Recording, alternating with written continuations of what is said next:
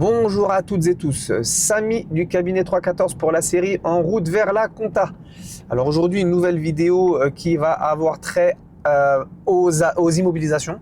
Et aujourd'hui on va faire une petite vidéo qui va vous expliquer la durée d'amortissement d'une immobilisation. Je vais rentrer dans un tunnel, très probablement je serai dans le noir, mais c'est pas très grave, ma voix sera toujours là et les informations devraient quand même passer. Alors, quand vous achetez une immobilisation, donc un matériel que vous allez utiliser pendant plusieurs années dans l'intérêt de la société pour créer de la valeur et donc pouvoir facturer votre chiffre d'affaires, on va donc l'enregistrer dans les immobilisations de la société. D'accord ? Donc en gros, les immobilisations, c'est tous les matériels, le patrimoine de la société, le matériel qui est utilisé dans l'intérêt de la société pour créer de la valeur et donc pouvoir facturer ce qu'elle fait. Ok. On va prendre un exemple. Vous êtes VTC, vous avez besoin d'un véhicule pour pouvoir tourner. Donc vous achetez une voiture. Ok. Quelle est la durée d'amortissement de ce véhicule-là ?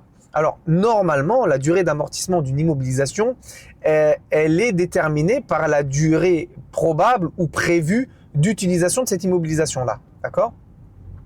Donc maintenant, un véhicule, quand vous êtes VTC, vous allez l'utiliser 3 ans, 4 ans. Après, vous lui avez mis 200, 250 000 km dans la face. Il est temps d'en changer. D'accord ? Et surtout, il aura perdu vraiment une énorme partie de sa valeur. D'accord ? Donc, dans l'exemple qu'on vient de donner, le VTC, quand il achète un véhicule neuf, j'entends, on va l'amortir sur 3 voire 4 ans. Ça veut dire quoi ? Ça veut dire, imaginons, vous achetez un véhicule pour 60 000 euros. Et on dit on va l'amortir sur 4 ans. Ça veut dire que ce véhicule de 60 000 euros, chaque année, on va passer en charge un quart de sa valeur. Là, en l'occurrence, dans notre exemple, 15 000 euros. D'accord ? La durée d'amortissement, elle est importante parce que si jamais vous vendez donc ce véhicule-là au bout de 4 ans à une certaine valeur, cette certaine valeur-là, ça sera directement la plus-value. Puisque vu que le véhicule n'aura plus de valeur comptable et fiscale, quand vous allez le vendre, en face de votre produit, il n'y aura plus aucune charge. D'accord ? Donc, mais d'un autre côté, normalement, le véhicule, quand vous allez le revendre, il n'aura plus vraiment énormément de valeur. Donc, la plus-value ne sera pas gigantesque. D'accord ? Donc, juste ce qu'il faut capter dans cette vidéo-là, qui, encore une fois, c'est la vulgarisation, c'est sûr que vous compreniez rapidement ce que c'est qu'une durée d'amortissement. Et donc là, la durée d'amortissement, en gros, il faut comprendre que c'est normalement la durée prévisible ou prévue d'utilisation de ce véhicule ou de cette immobilisation. Hein, d'accord ?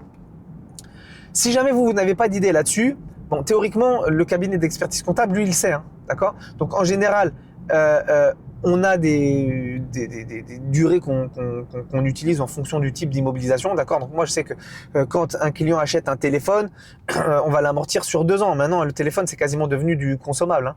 On va l'amortir sur 2 ans pour les gros téléphones. Pour les téléphones qui ont une valeur moindre, si c'est inférieur à 500 euros, on va même pas l'immobiliser. On va le passer en charge directement, ça va passer en charge.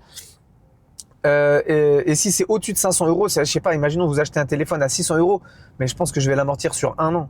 Parce que clairement, c'est devenu du consommable. Maintenant, vous achetez un iPhone ou un Galaxy, Samsung Galaxy, un téléphone qui va valoir 1000, 1200, 1400. Là, on va l'amortir sur 2 ans parce que ça reste du consommable. Un ordinateur, on va l'amortir sur 2 à 3, 4 ans. Sauf si vous avez une activité qui nécessite d'avoir toujours un ordinateur à la pointe de la technologie. Ou à ce moment-là, pareil, on va l'amortir sur 2 ans. D'accord ? Donc voilà. Maintenant, la durée d'amortissement,